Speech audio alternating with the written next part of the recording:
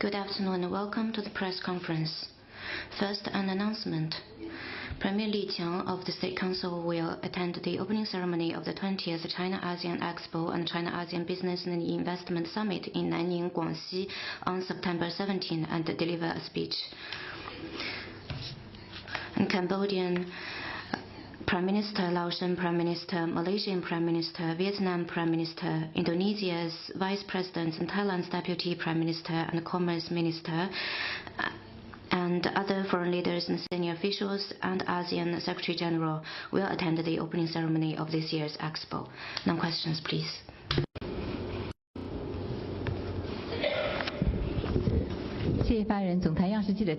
CCTV.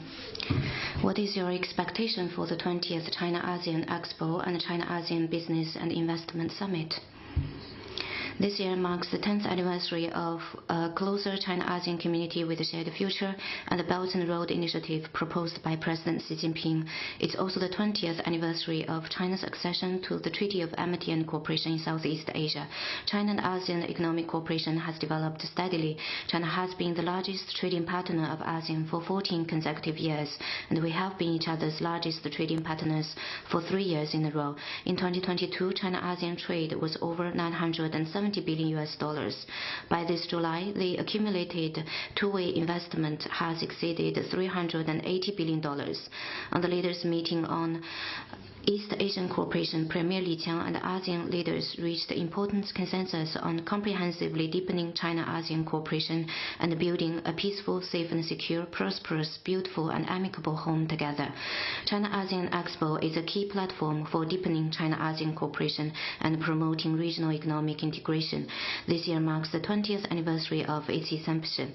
This year's Expo is themed Work Together for Harmonious Home and Shared Future, promoting high-quality development of the Belt and Road and building an epicentrum of growth. Through this event, China is ready to explore opportunities, meet challenges, and seek cooperation with all parties. We will further implement RCEP, promote trade and investment liberalization and facilitation, improve regional connectivity, build an open regional economy together, and promote the building of a closer China-ASEAN community with a shared future.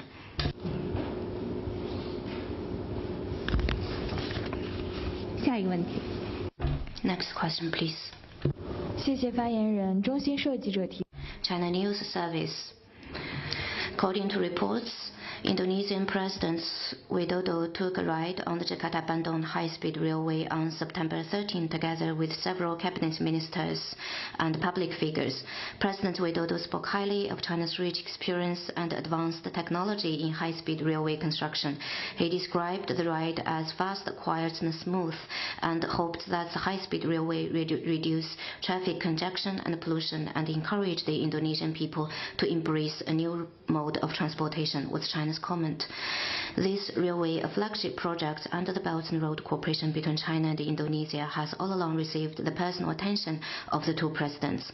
This high-speed railway, the first of its kind in Southeast Asia, is the first overseas Chinese high-speed railway project with its entire system, production factors and industrial chain supplied by China. It also stands as a stellar example of China and regional countries jointly pursuing modernization by following the principle of wide consultation, joint contribution, shared benefits. We have noted President Widodo's test ride and positive comments.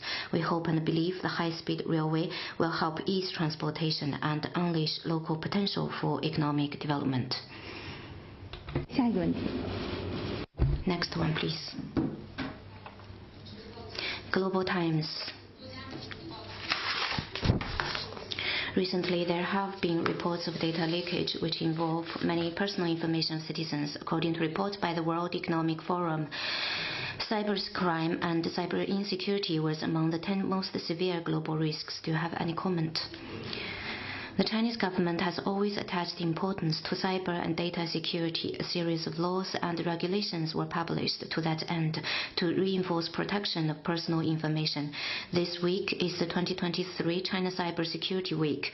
This event itself demonstrates the importance Chinese government has attached to improve cyber security and the whole society's awareness of that. Cyber security is a global issue and requires cooperation of all. Safeguarding cyber security is the core common responsibility of all countries. China is a staunch defender of cybersecurity.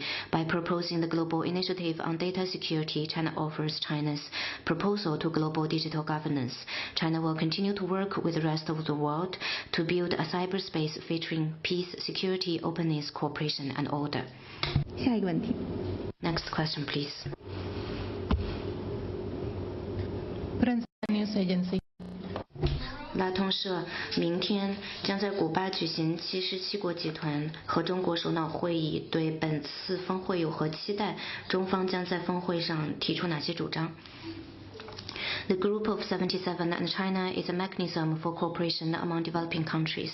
It has upheld international fairness and justice and safeguarded the common rights and interests of developing countries.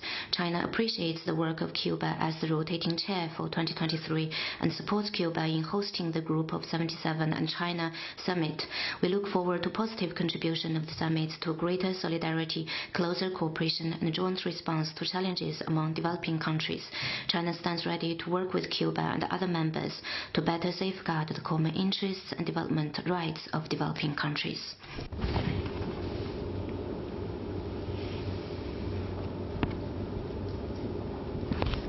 下一个问题。 Next one, please. 谢谢法新社。欧盟总 AFP. EU announced a probe into Chinese electric vehicle subsidies.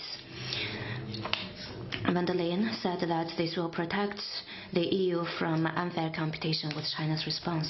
天商务部的新闻发言。 The Ministry of Commerce spokesperson has responded to that question, which you may refer to. 下一个问题。 Next question, please. 总台博广。CRI, we noted that an awarding ceremony was held in Beijing yesterday for the My Dream painting competition for African youth. Do you have more information on the event? The beautiful encounter between African youth and China's space program adds another episode of friendly exchanges between China and Africa. In March this year, the Secretariats of the Chinese Follow-up Committee of FOCAC, the China Manned Space Engineering Office, and Chinese embassies and consulates in Africa co-hosted a painting competition on the theme of My Dream for African youth. More than 2,000 African youth submitted their paintings. In May, 10 awarded entries were brought to China's Tiangong space station by the Shenzhou 16 spacecraft. At last night's awarding ceremony, precious footage of the Tiangong exhibition featuring paintings by African youth was released for the first time. Shenzhou 16 astronauts encouraged African youth to chase their dream, work hard, and enjoy the wonders of life. To explore the mysteries of the vast universe and develop space technologies is a mission for all mankind. Going forward, we look forward to working together with more like-minded partners to build the Tiangong space station into a home in space for all mankind. 下一个问题。 Next question, please. I have a question from Bloomberg. 彭博社提问。 俄罗斯媒体报道称，俄罗斯外长拉夫罗夫将与中国的王毅举行会谈，外交部能否予以确认？俄罗斯媒体还报道称，双方将详细讨论乌克兰危机以及亚太的局势，外交部对其有何评论 ？China and Russia have maintained close communication on bilateral ties and international issues. On the latest information, please stay tuned. 下一个问题。 Next question, please.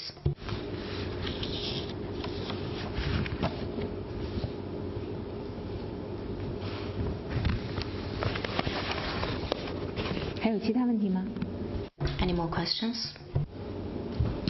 谢谢法新社。 AFP on Venezuela's visit to China this week. Can you share more information? 委内瑞拉总统马杜罗此次访 Venezuelan president's visit has produced fruitful outcomes. The two sides issued a joint communique on joint statement on establishing a all-weather strategic partnership, and the two sides have also issued signed agreements on various fields, on cooperation in various fields. China will continue to support Venezuela to uphold its sovereignty and just course of opposing foreign interference. We hope this visit will help bilateral ties and cooperation in various fields to reach a higher level and bring benefits to the peoples of the two countries. 下一个问题。 Next question, please.